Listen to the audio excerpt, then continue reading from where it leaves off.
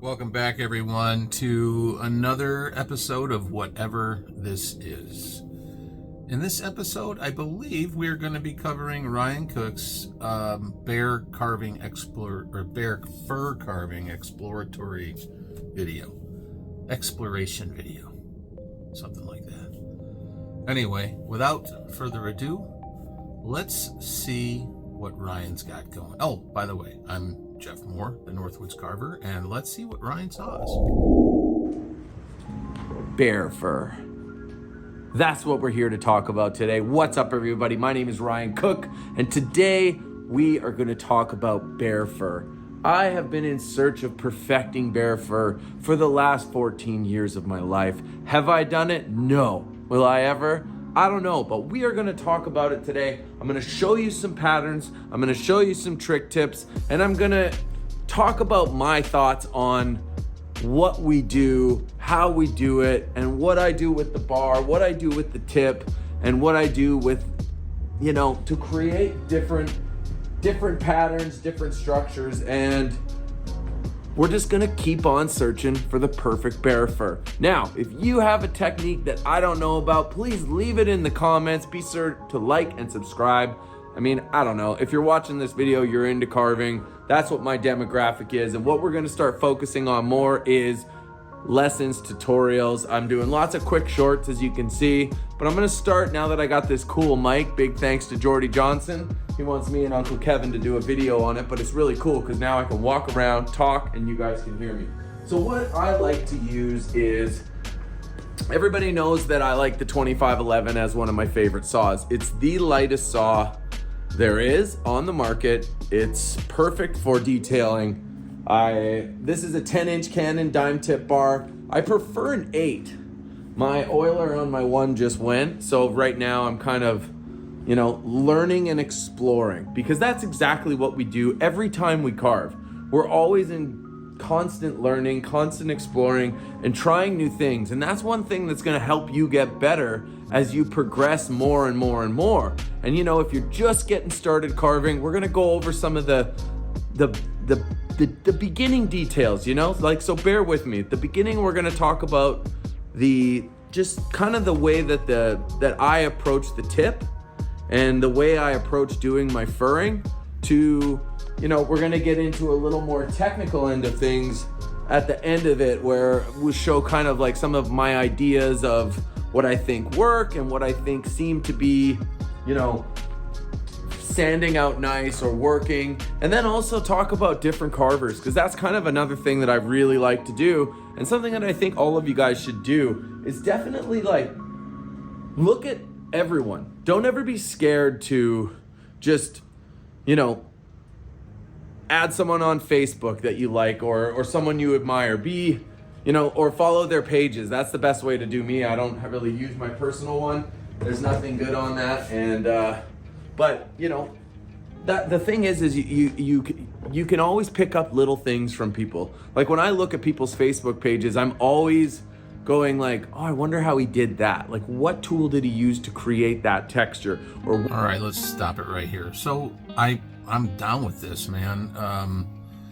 When I first, I think it was 2012 or 2012 was when I got a computer and got on Facebook, and I started collecting carvers' friendships like they were, baseball cards. I got a Tynan, I got a Packy, I got a this, I got a Bob King, I got a boom, boom, boom, right down the line. And then this whole world of amazing chainsaw artists opened up to me, and it was as weird for them as it was for me, because I literally was a fully formed, fully functioning professional carving artist that no one ever heard of.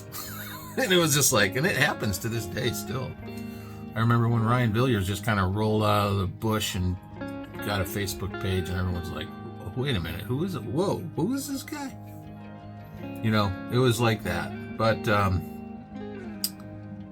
yeah, so collecting friends on Facebook, don't be afraid to do it. I know a lot of carvers oh, I don't go on the YouTube or I don't get on the Facebook. And it's like, well, then you're missing out, right?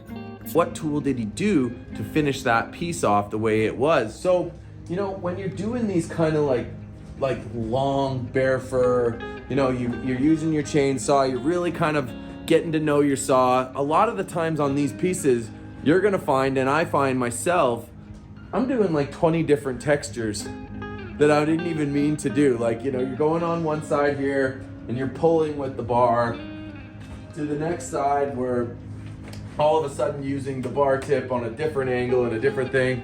I'm gonna put my glasses on, and I'm not gonna wear a mask right now just because I wanna be able to talk clear. So I'm gonna show you what I like to do. So for if you've just gotten started carving, or you're just getting started carving and you wanna try doing a bear, but you wanna kind of push it. You know, like I always remember a judge, her name was Marianne Blanche, I think her last name was. She was really nice. She's a great carver. She's in Ontario. She one time told me to soften things, you know? And that really kind of resonated for me in my head. It's simple little one-liners that people will say to you over the years that will really help you develop as a carver. Let's just think about what we're gonna do at the very beginning. So you're a beginning carver, let's get into it, all right? You wanna talk about the tip of the bar. Number one, get yourself a carving bar. Canon are my bars. That's who I run with. We got them at sawvalley.com. The 12-inch dime tip is your best for overall everything. If you got one saw with one bar on it, that's like a mid-range saw, get a 12-inch dime tip, because you can texture, you can block, you can carve, you can do it all.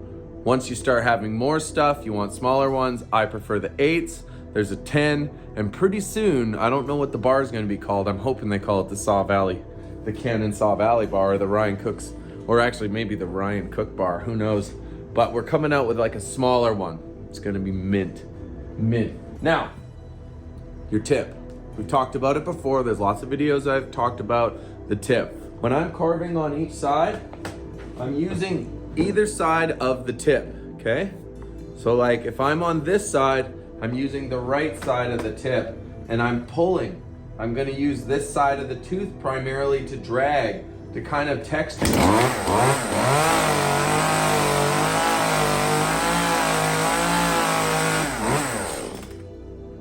Just those little simple lines. Now that's kind of like, you know, a standard kind of pull of a fur. And what I think about when I'm doing bear fur is, how does the fur lay? I've always got my pictures here where I'm looking how the fur is pulling down, how it's sitting on the muscles. Like it's like you got your muscle here. Is it gonna twist? Is it gonna go off the tricep, the bicep? I'm constantly thinking about which way to pull it. Then, how much are they paying? Are we really doing anatomy? Are we really thinking about the shoulder, the bicep, the tricep, the arms, the wrist? Or are we just doing a straight arm bear? I factor all these little things into budget, detail, time, and overall look, you know, and what. All right, let's stop it right there. Going back to all those different variety of textures and all this and how much they're getting paid. So that's probably one of my pet peeves, is learn how to carve the thing first. Learn how to carve it first, and let the rest of that stuff kind of, you know what I mean? Because most of the people I think that he's dealing with, or that watch these videos, Ryan's videos, are kind of up and coming. You know, they're just trying to learn things. And when someone who has 2 or 3 years of experience decides that they're going to back off on detail because they didn't get that extra $50, is, to me, you know, you could say it's business, but to me it's like, okay, well, where do you draw the line? So what happens if someone spends an extra $500 or $1,000? Do you have the skill to create something that is going to be that much better than you've always done? No, you don't. I'm not talking about Ryan, I'm just talking about the general carver. So if you don't have the skill set, you can't charge for it. So you have to develop that skill set somehow. And how do you do that? You do it little by little on cash and carries, learning different things, doing me pieces or whatever. And over time, you develop that. And so I think Ryan's referring to, I don't want to put words in his mouth, more experienced carvers. Because normally the inexperienced carvers don't have the acumen, the skill set, the saddle time to be able to discern what is going to be a $550 bear or a $750 bear. They might be able to take a little bit more time, but you're still going to end up with a relatively the same kind of look. Whereas if you were carving for 25 years,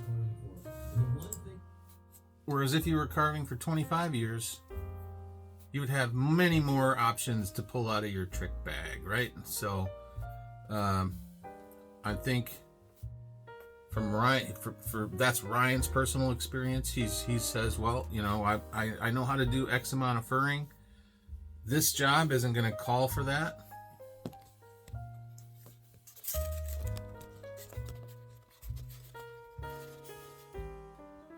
This job isn't going to call for that kind of detail, nor will they pay for it even if you did it.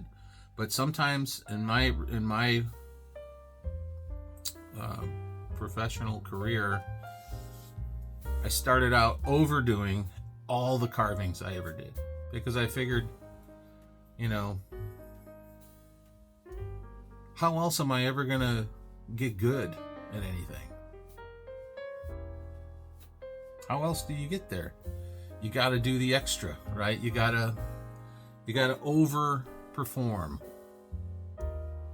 And you might not get paid for it then, but you'll have the images to share down the road to prove to people, or to prove to customers that you're capable of the next level, which is, if you're capable, then you can sell it. It's very difficult to sell something to somebody when you have nothing to back it up. You know what I mean? Like, you show somebody X amount of work and it's all square bears with straight line furring, and then you want to sell them a $2,000 or $5,000 carving. They don't have any trust in the fact that you can even pull it off. So work on that. You know what I mean? Like, it is what it is, but that's my take. Are they paying? Are we really doing anatomy? Are we really thinking about the shoulder, the bicep, the tricep, the arms, the wrist? Or are we just doing a straight arm bear? I factor all these little things into budget, detail, time, and overall look, you know, and what we're going for. And the one thing that I think is very, very important is consistency of finish. You want to make sure that you're consistent in, if you're going to do it here, do it everywhere. Okay, let me stop you there. I agree. I do believe that's true, especially for lower levels of, you know, there's levels to this game. Lower levels need to learn how to be consistent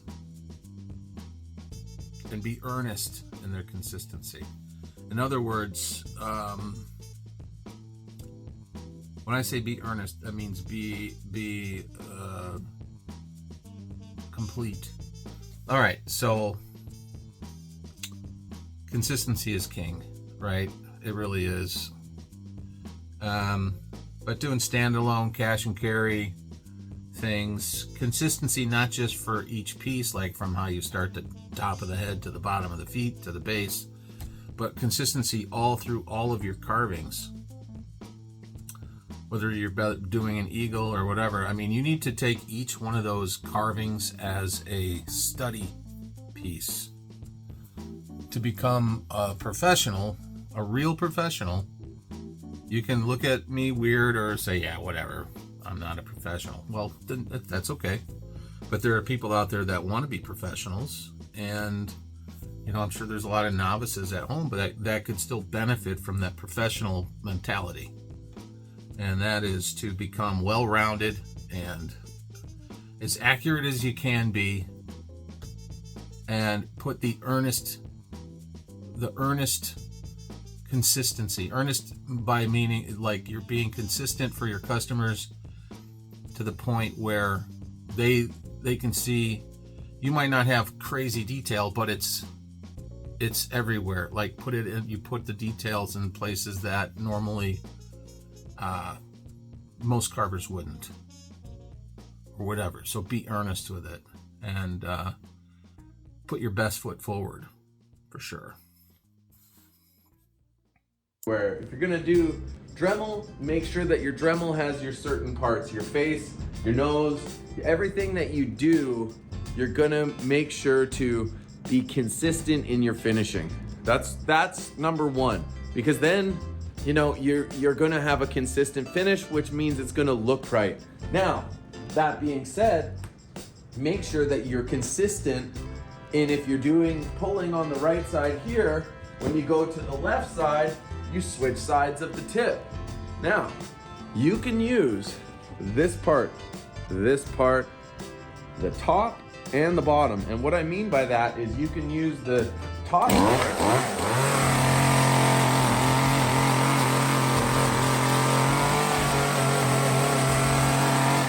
kind of pull off the tip here, you know what I mean? So now you can see that we're like that, or you can drag it.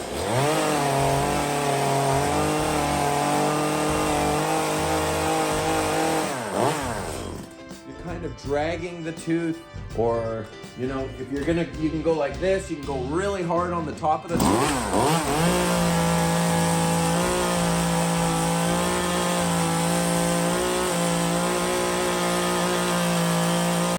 Okay, the only way you can notice that is if you have, that's just light being manipulated without you really realizing it. It's just showing you what's there. It's like a pen stroke or an eraser stroke.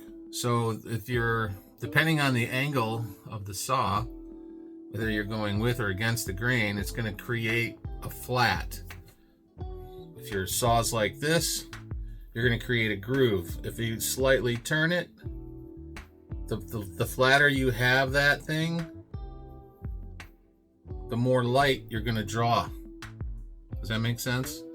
So the very tip of the roller is slicing the actual groove, but the rest of it coming back uphill is like putting a gloss stroke just right up there, just like that. And it depends a lot of times how you're holding the saw or whatever. You can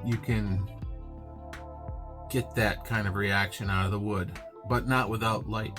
You gotta have that, right? Yeah. And the other thing also, like Ryan is carving, let's just face it, I'm not a fan of the bear form itself, but the head is good. And so basically when I'm doing my bears, I try to get a good form first. Much to my dismay, it might not be as good as I wanted, but it's gonna be, if I have to cut an arm off or whatever I gotta do to make it look right. And then I start laying in almost in a topographical map style, where you have these layers and then deep points and pockets, and that's how it's sort of like you build up to this really kick-ass fur job. And then over top of those layers you put other layers, and then you could put in your divisions, your V-cuts, you undercut, so you get a little lift. You can get all these different types of things, but it all falls flat unless you're in the right lighting. I go over that a lot in my videos. You can see the color change because it's going with the grain. It's actually kind of sanding it at the same time. It's not ripping it. So when you're ripping, it kind of has to be burnt and sand and you get more fluffy. But when you get the right tone, or if you get the right, part of the tooth, it's actually gonna kind of get rid of those furs. So I'm always open to trying different things, and sometimes I'll switch, sometimes I'll do, like the tummy. I've been watching, carvers who will pull, and they'll do kind of like a...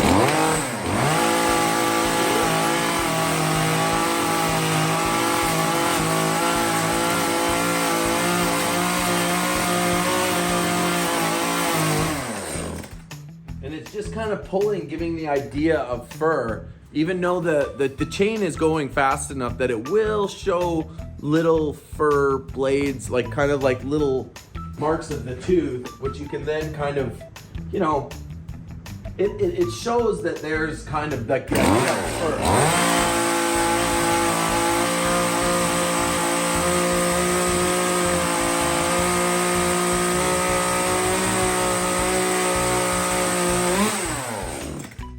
So now we can check this out, that this is more like dragging. You see how there's a little bit of the fur right there, and then that's kind of dragging, where this is more pulling. You're dragging across, it's kind of giving the idea of the texture, but then here you've got the pulling. And over here I just kind of did the same, where I was just kind of going up and down. Like I have my saw and I'm just kind of like, just ever so slightly. Here, we'll set it up and we'll do it. There we go. I just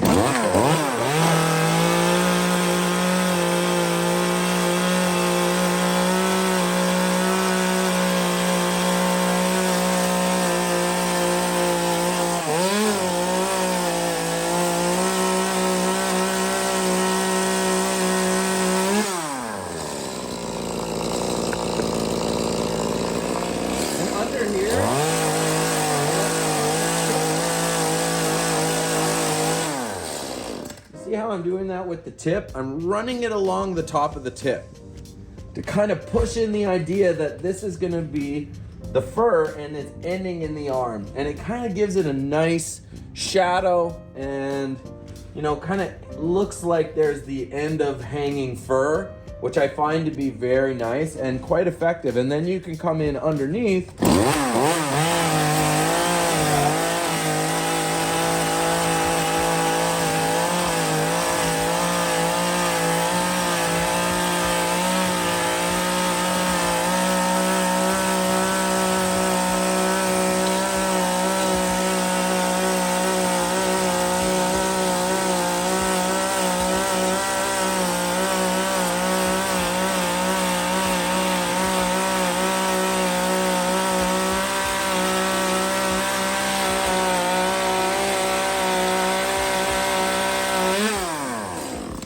So you can see there that what I'm doing is I'm using it as like my pencil and my shaper. I try to soften the things as best I can.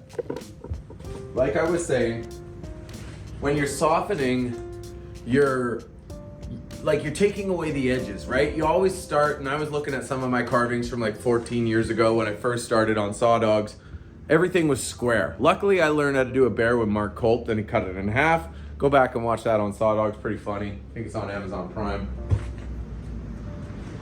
But I was able to learn from 18 of the best in the world. I have a very weird, way of coming about chainsaw carving, but a lot of you right now are probably just learning from watching these videos. So my advice to you is to, talk to people, get your head around things, and then try to start softening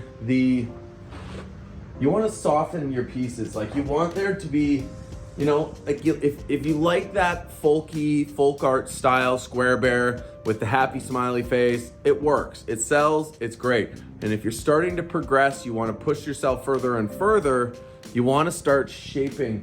Now I use my tip. Okay, so I'll just stop that right there.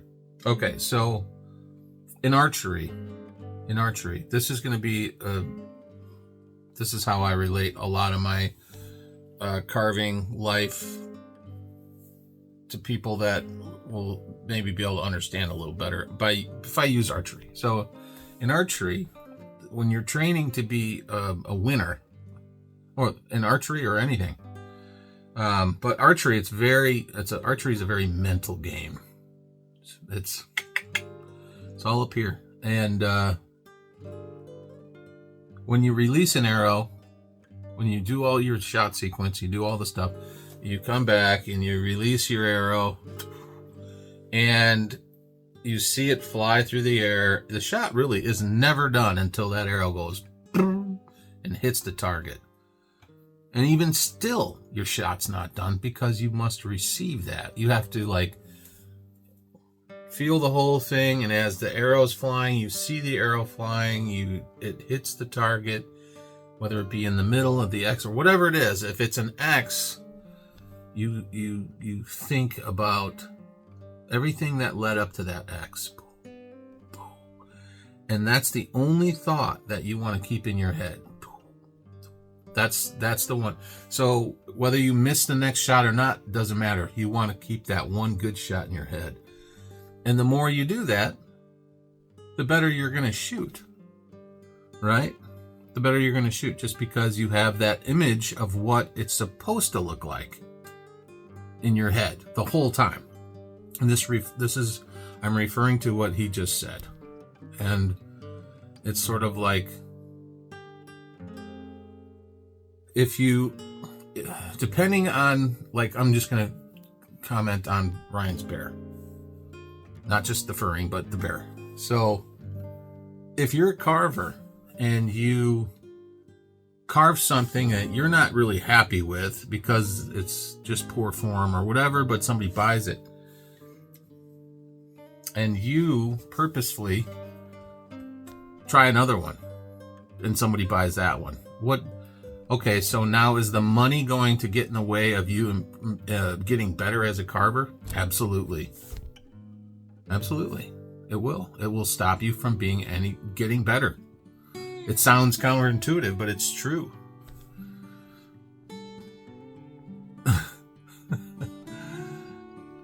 I know it's weird. So you need to practice that archery technique when you're doing your carving. Why would you want to be an expert at bear fur if you can't carve a bear?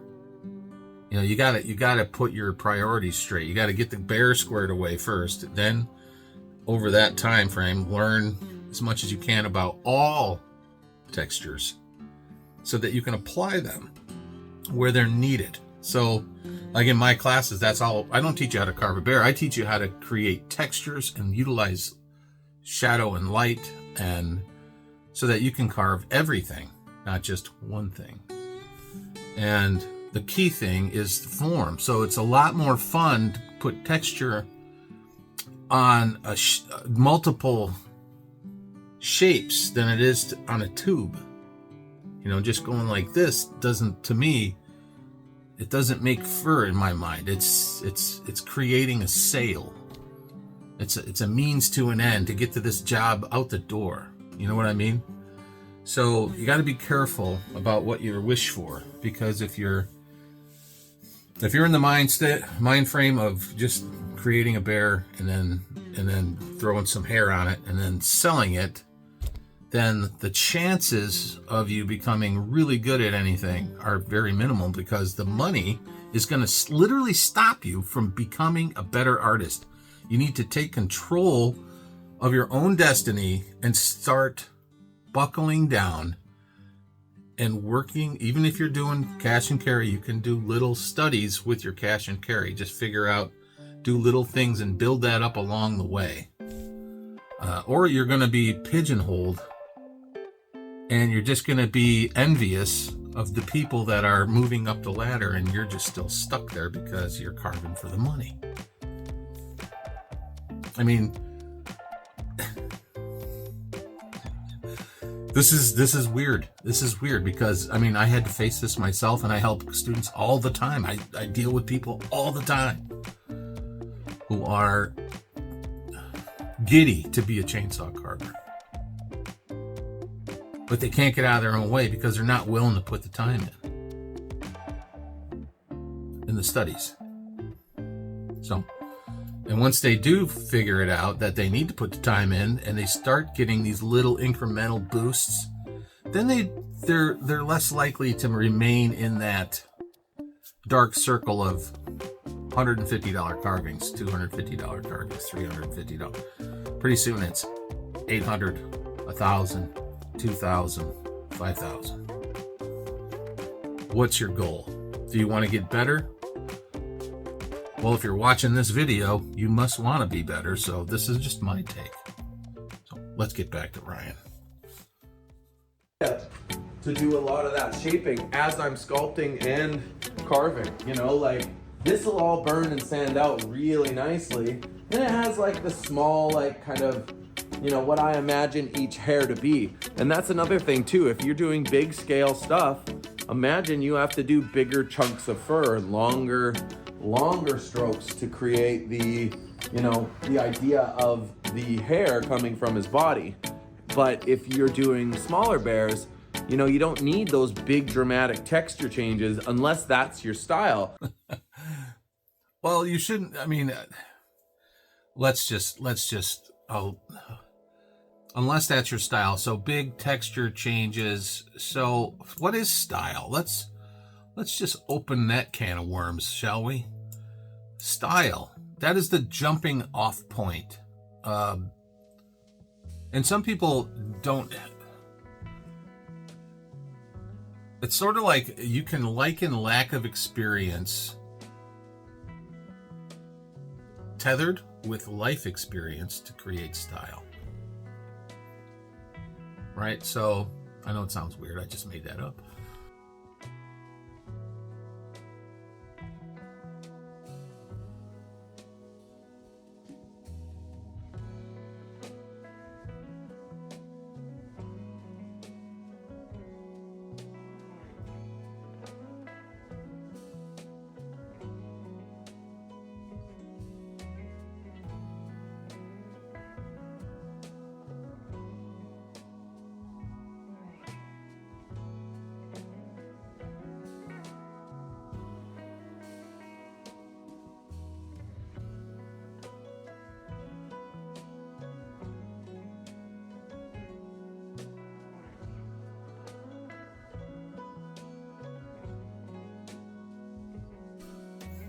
But, like, so I studied drawing, art, shadow, light since I was a little kid, you know, Crayolas and right in through high school, and then all the art, you know, all of the different art classes and stuff that we had. And my jumping off point was when I was about 19 for art. For like, because that's when and then I got pretty prolific again in my 30s, and then a little bit more in my 40s, and but it was almost like I was reliving those days. I got to be about as good as I was, maybe a little better artistically, and you know, than I was in high school. But then as I started carving, I was always frustrated because my drawings were way better than my carvings. I just wanted my carvings to at least approach how good my drawings were, because I was a pretty good drawer. But I could draw things out of my head, create worlds, do cool stuff, you know, just artistic expressions, you know, all different kinds of crazy realms and Conan guys, and, you know, that was my thing. I wanted to be an illustrator when I was in high school. By the time I was out of high school, when I was a sophomore in high school, they said you can't be an illustrator because everything went to computers. So now, I didn't want anything to do with a computer. I was horrible in English, you know, spelling, math, all that stuff. So I'm like, computer. So, but I ended up still sticking with my illustrations at home, and you know, and stuff like that. I got my job at the tree service and learned I needed to learn about wood and about chainsaws and about how they react to one another in certain temperatures, different types of woods, how they cut in different temperatures. tree identification. I mean, I went through the whole thing. So that was my crash course in, I didn't even realize it before I started chainsaw carving. I was like the complete, I had all that stuff down pat before I even picked up a saw. I always had a saw in my hand. And then when I started carving, everything came to fruition. Like, oh my goodness, there's so much potential here. What do I do with all this? And then 37 years later, here I am commenting on a video. Anyway, that's where I'm at with that. Let's hear what else Ryan has to say. Like you look at a great carver like Ken Packey. He has a very dramatic style of texture. He's one of my favorite carvers. I coming up and learning and watching him and meeting him and carving with him was so much fun because his textures were just some of the best. And he's got his own style, just like Tommy Craig's does, another guy who I just absolutely adore. And Kadama, if you look at Kadama's stuff right now, he's just on fire, always been, always will be. And so have all those guys. And those guys are really inspirational to me for textures because I look at carvers all the time. The new ones, all of you, everybody, a lot of people send me stuff and I look at it, but you'll see, there's so many different variations. And when we're searching and trying to perfect bear fur, you're never gonna do it. Well, you might not ever get it, but I think to some degree you will. I think you'll, like in my classes, like I said prior to this, I teach shadow, light, and the manipulation of both in wood carving. And it's important that you have those things. And will you ever perfect it? I believe you can master certain aspects of, you can master the techniques to create those different shapes, whether it be the figure eight, the diamond, the whatever, there's a million of them. The rolling, the flutter step, there's like a bunch of different ones. And then it's just a matter of your decision-making skills, your artistic, your artistic sensibility. So wherever you would, it takes years to figure out where to apply or when to apply. It's about the wisdom. It's not just about the ability to do those things. It's about wisdom and where to place those things, where to place them, how deep to go. You got to be able to see around corners, and the only way you can do that is if you're in this business a long time and you do 1,000 of these bears incrementally, better and better every time. Otherwise, you're just making money. And to me, money's great. I love money, but it seems like you make a lot more when you're good at it. Just saying. Point of this here, we never will. We'll never get it, but we'll strive for it. And that's what makes you not go crazy, especially when you're doing bears for a living. If you're on the West Coast or the East Coast and bears are predominant for carvers, a lot of people love bears. And for me, I'm always trying to make every carving better. And when I'm doing that, I am really, really trying to make sure that when I'm doing that, I am trying to make it better every time, and the best place to start is the back. The reason I start at the back is because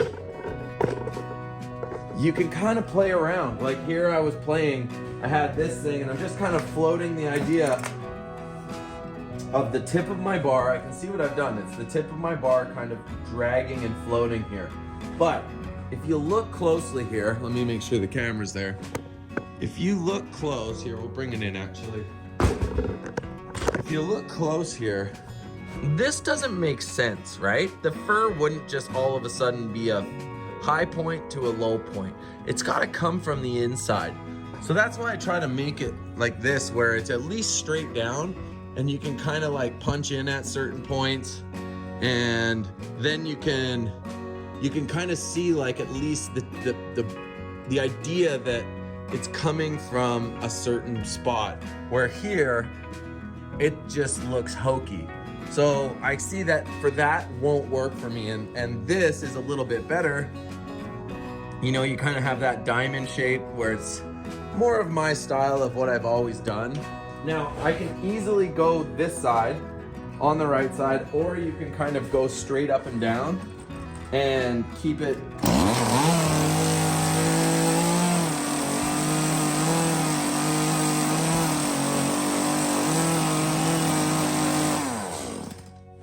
It works, but it would work better on the back side, on this side. So you kind of want to be able to.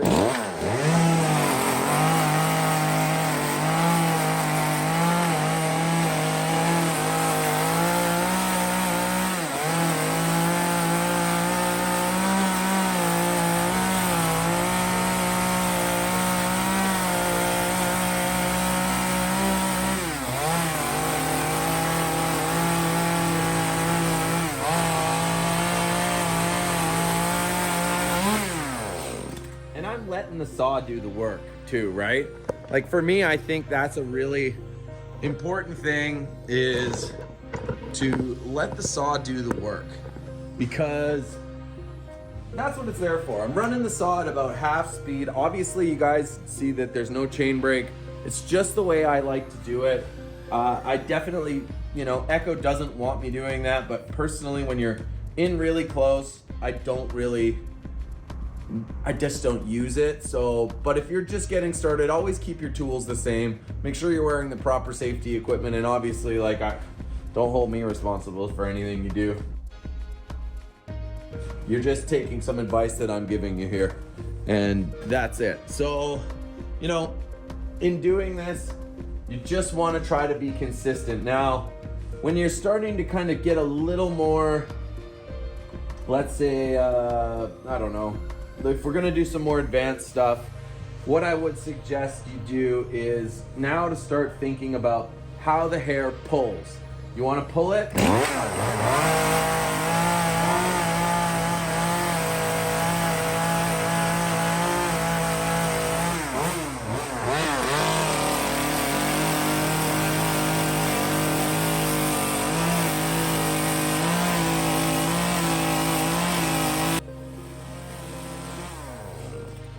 Doing now is I'm starting to use more of my tooth, more of the top of the tip of the bar, and I'm driving it in so I know it's gonna look like it's falling.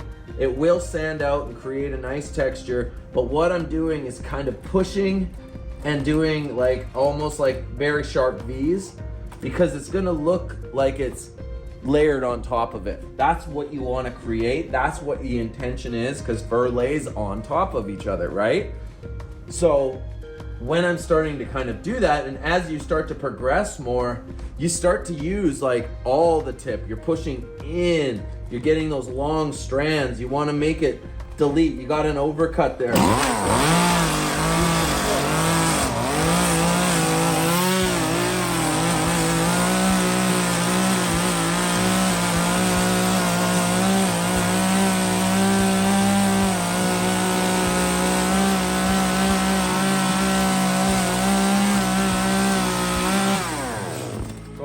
To use all variations of my tip, because that's what I think is a really, really good way to, you know, really punch in furs. I mean, you can do anything. You can drag, you can push, you can pull, you can use all of these different things and be creative.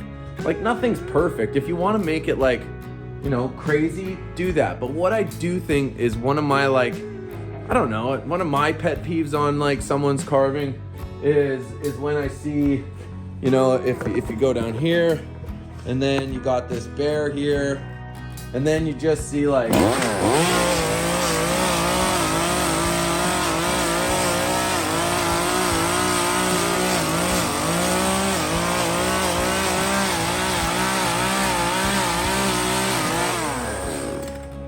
inconsistencies. You know what I'm saying? That's kind of what I think to me is one of the biggest bothers of this whole thing. Now, you guys have been here for a long time. We've talked about a lot of stuff. I think it's time to start wrapping it up. But I will say that the one thing in search of bear fur is that you're never ever going to get it perfect. And maybe you will. Maybe there's this perfect thing, but you have to remember that it's art, it's fun, and it's exploring. And have fun doing it. Fail. Enjoy failing. Start the bear. If the one side sucks and you finally found something that's working for you, maybe it's the pulling, maybe it's the V, maybe it's dragging the tip across, like kind of the whole thing. Jeff Moore does that. Stunning. He has a wicked style of doing bears, and same with Hoppy Quick. If you look up Hoppy Quick and Jeff, those guys just like blow my mind with bears and their textures also. So if you want to, look at the pictures, try to figure out what they're doing, then go from there and enjoy the search of the perfect texture for bears. Because okay, so let's talk about this. He's just basically saying pick a spot on the back and then mess around with some textures that you might want to maybe create. But honestly, it's probably a smart place to do it. For me, it's like, if I'm going to mess around with a texture, I'll be honest with you. Out of all the bears I've carved, I probably recarved the furring on each one of those bears 5 times per bear before I ended up with something I liked. And in the early days, I would take it to the extreme where the bear just got real skinny because I was still trying to figure it out. So I went from a 2,000-pound brown bear to like a 400-pound black bear. Just trying, and you know what? And it was part of my process. So there is no wrong way to do it. There's just, it's all subjective. And art is subjective, except for the fact, and you can look at it like that, and that's the truth. Opinions, everybody has them, right? But not all wood carvings. Matter of fact, very few wood carvings are art. That's the way I look at it. Just because you're a creative doesn't mean you're an artist. And just because you're an artist doesn't mean you're creative. Let that soak in. I've seen plenty of fantastic artists that were not very creative at all. They needed to copy. They were skillful, but they just couldn't create. And I've seen tons of creative people that could just build things, but they had no artistic ability. Like there's a very few people that I've met have that really strong artist gene that could make art out of anything. Your Scott Dow's, your Chris Woods, these guys can just take cardboard and blah, blah, blah, and they can just stick it all together and create something beautiful, and it doesn't really matter if it's clay or if it's paint or if it's cardboard, if it's a sand sculpt, whatever, man. They're just artistic, and they have the eye for it, and they've got, degrees in art and blah, blah, blah. I don't believe you need to have a degree in art to be artistic, but I don't have it. I don't have a degree. I don't even have a diploma from high school, but I'm artistic. I've always been that way. And it's just kind of, it's just a matter of, like I said, there's levels to this. And just because you don't start off artistic doesn't mean you won't finish artistic. You know what I mean? Like, you could start off aggressive, blue collar work mentality, and pick things up along the way and express yourself in a way that is moving to other people. And then, it's sort of like you get the skill set and you refine the skill set so that you're ready all the time. That it's that it factor that separates artists from creatives, in my opinion, and in many other people's opinion. But who cares about them? This is between me and you guys. All right, so, and Ryan's audience. So let's, with no further ado, here we go. We forever will always be trying to do it. Nothing will ever be perfect. You can even do it not so textured. You can do just a couple accents and sand it, you know?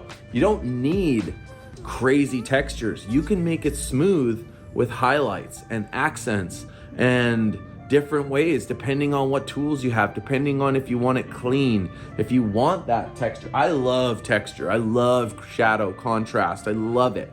Like, that's my style. Like, my style, I don't know if I have a style. I guess I do at this point, but I wouldn't know it. But at that same time, that's what I've loved, because I've admired others and tried to make little pieces of them part of me. And I think that's what you need to do, is find your style and really try to figure out what you love, what you like about the person. And then, you know, if you want, sure, take a picture of their carving and look at it. Try to figure out what they did. But don't necessarily just copy, like, okay, or use it as a reference. Like, I never use a person's carving as a reference. Like, oh, I could do this, but I gotta do that. If I ever am looking at... All right, two things. If you're using a picture, even if it's a small part of a picture, it's not gonna get my panties in a bunch, but if you're using a picture, it's a reference. I'm just gonna leave that right where it's at. So if you're using any part of an image so that you can kind of figure things out, whatever it is, it's a reference. Just so you know. Not in the reference that you're robbing the whole thing, even if it's just a small portion, if it's just a nose or a hair or a paint job or whatever, it's a reference. Just saying. And going back to the going back to real pictures, and real pictures don't lie. Well, true. False.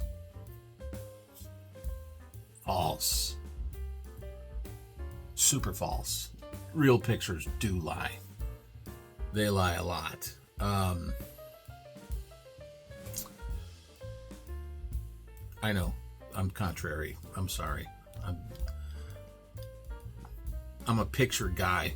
You know, if I'm not looking, I'm looking for, like, I learned this in 6th grade. All right, this is a simple thing. 6th grade. I wanted to draw something cool, and our art teacher was like, okay, I want you to just go and grab a book or magazine or whatever and find a cool picture, and I want you to draw it for me, and you have 2 days or whatever. That was our art project or whatever. Take home art project. And we got to use color pencils or whatever we wanted to. This was 6th grade, so I decided that I wanted to I wanted to draw this really cool, I forgot what it was. Honestly, it was a long time ago. It was a lot of beers ago. Anyway, so I basically took it up to her and I said, I want to draw this. And that's when she gave me a very important lesson. Pay attention, everyone. Just because it's a cool picture doesn't make a cool piece of art. It doesn't make a good drawing. It doesn't make a good carving. Because there are just certain aspects of art that need to be, you know, your average, I mean, they need to be addressed, right? There needs to be, like, it needs to be a great photograph that carries a lot of meaning. With light and shadow and the certain colors and certain aspects of the whatever it is, the contrast of the, you know, between the colors and the textures and the, you know, the background. Is it a blurred background? Is it is it too defined? Is it like, so I relied on, instead of finding an image that I thought was cool, I started looking at it from a perspective of finding an image that could potentially fit my ability better, and my strength was in pen and inks and black. Even then I was doing a lot of pen and inks and a lot of like pencil sketches, and I was way past the average kid in art class. I was like leaps and bounds past him. So I looked for black and white images, and so because I wanted to play, because right there was all the cues, everything that I needed was right there. And she said, now that's a better choice. I think one of them was a wood duck or something coming in for a landing when there was like this big splash, and I think it was something to that effect. There's a lot going on, and most of it was obscured by water, and I was in 6th grade, so I decided to go with a different one. Long story short, illustrations are far better from my perspective, but you have to be aware. Now, I'm assuming Ryan is talking about people that don't understand the difference between a good reference and a poor reference, right? So a poor reference would be, if you go to a local, your local tire store or whatever, where it's like a farm and fleet, or like Tractor Supply or something, and you're checking out and they got those little characters, little animals and shit, and they're all lined up, and you grab one and you go, oh, that's cool, it's a dinosaur. And then you go ahead and you use this little tiny thing as your reference, and the reference is, it's cool for a little thing, but you don't want to use that on a big piece like that. You know what I'm saying? We have this place in the Dells where they sell all this like figurines and stuff, and some of them are junk. Like, they just don't look, they're not accurate at all, and some are ridiculously accurate. Now those are the ones that I'll pick up because they answer a lot of questions for me, right? Same with illustrations. If you go to Pinterest and look up brown bear realistic illustration, what happens is an artist with a much finer eye than we have has drawn these images, and on those images are the cues, because they need to have those cues, because it's like, okay, here's the ear, and they draw it beautifully. It almost looks like a photograph, but not quite, and that's what you're looking for. You want something to be either black and white or some monochromatic, not necessarily painted, but drawn so you can see where the cues are, like in the jawline and all these certain places, so that when you do your work underneath that shadow and light, you know just where those cues are, and you can utilize those, and it's like an easier translation from an expertly drawn image, somebody with extreme talent, using that instead of a photograph. I use photographs all the time, don't get me wrong, but I always will lean on those artistic renderings,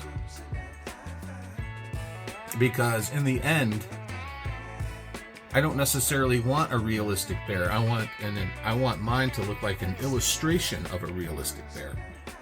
Does that make sense? Or a semi-realistic, maybe with a little splash of whimsy in there.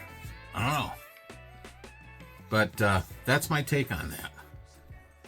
I know it's controversial, but that's the way it rolls. That's the way I roll, man.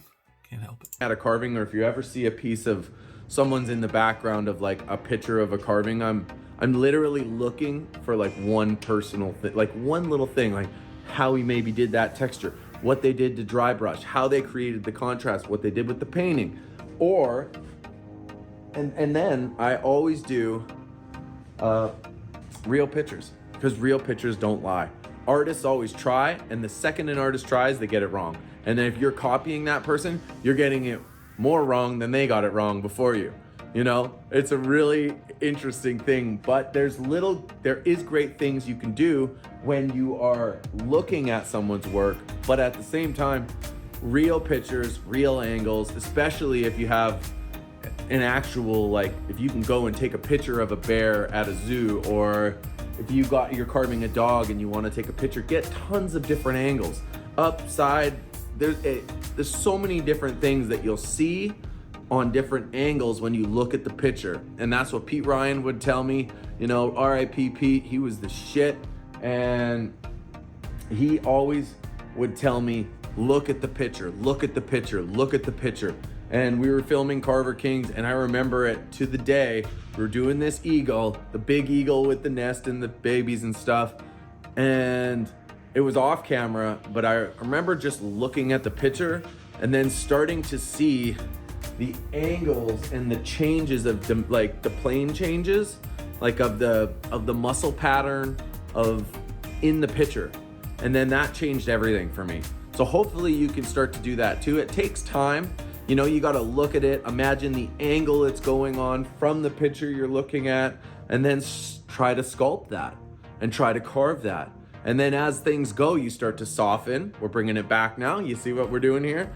You start to soften. You can go back to like making things simple but effective. So you can do as many different furs as you want. I've showed you quite a few different furs here. So if you're still here, you like this video, awesome. And thank you to all the members who watch my videos and support my channel.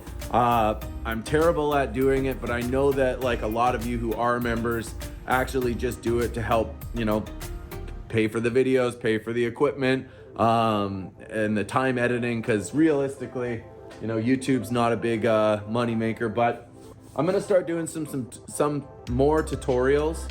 So if you guys have any questions or anything you want to see, leave it in the comments and I'll get to it. What I am gonna for sure do is you know, a sponsor me video. Everybody was asking me how you get sponsored. There's gonna be one of those coming out soon. And we're gonna go through the tools. We're gonna go through the toolbox. We're gonna start dissecting what tools, what saber-tooth burrs I use, what Makita die grinders I'm using. We're gonna start talking more about tools and using the tools and getting familiar with them, and then showing you different burrs and bits so you don't have to just buy them. SawValley.com is gonna be SawValleyTools.com soon. And it's got lots of cannon bars on it. I've got lots of 12s, some 14s, some 16s, and some 20-inch arbors. And then I've got a ton of saber-tooth stuff. I haven't got it on the website yet, but if anybody needs any burrs, you can send me a picture of them on Instagram or Facebook, at Ryan Cook Carvin, and I can show you what I got. I basically bought everything I use. So a lot of orange, a lot of green, and a lot of green burrs, and then dovetails, flames, Dremel, and die grinders, and happy to ship them to anyone in Canada. And ideally, I mean, right now with everything going on, probably best if you are American to buy in America, then you don't have to pay the tariffs. I'm not sure if that's going to affect us at all. This isn't political shit, so I don't care. But if you order it, I'll ship it to you. I don't know what that'll be if it's in America, but I am happy to help out anybody and everybody, because that's what it is, man. Carving doesn't know anything other than love. And that's what I think carving is. There's no politics and there's no bullshit in carving. It's just art, and that's what we all are, and we're all artists, and we all work together no matter who you are, where you are, and where you're from, because all we're doing is trying to get better. And hopefully this video helped you with furring and pushing the next time. And hopefully you'll remember one thing from this video. If you gotta watch it again, but just have fun. Rip it up. Woo! Later. No politics and bullshit in carving? Well, there's not supposed to be, but I think people make it so. And yeah, I think there's plenty of politics and bullshit in carving, but I digress. There shouldn't be. And honestly, I think he's referring to the camaraderie of the people when they get together. But I do believe that there's certain factions east side, west side, everybody's got like their history. So in that regard, there's plenty of politics and plenty of bullshit. I just stay out of all of it. Man, you're full of light, Ryan Cook. I disagree. We are not all artists. We aren't. We're not all created equal like that. There's like a lot of creative people in this world and a lot of artistic people in this world, like I said before, but we ain't all artists, bro. We ain't. But we treat each other the way human beings really want to be treated, whether they're an artist or not. They could just, how many brothers and sisters and so are just fantastic people. And it doesn't really matter if they're artists or not. I don't know. That's just me. That's just me talking. Awesome. So everybody, just want to thank you for sticking through this video. I know I'm an old grumpy bastard with my own opinions and my own life experience. Ryan's trying to do a good thing and I ain't trying to poo-poo on it, but at the same time, I got to keep it real. I don't know. But I think what he does is great. And I just wanted to make this video because it was a perfect opportunity to interject where necessary. Not that it's crucial, because Ryan did a great job on this video, and all the information that he had and said was spot on for the most part. I mean, it would only take somebody with many more years of experience from a different walk of life to be able to even say anything, and that's me. And it could have been anybody else really on the planet, except for this time it was me. Anyway, thanks again, everybody, for watching. Thanks, Ryan, for making this cool video. And I will see you on the next one.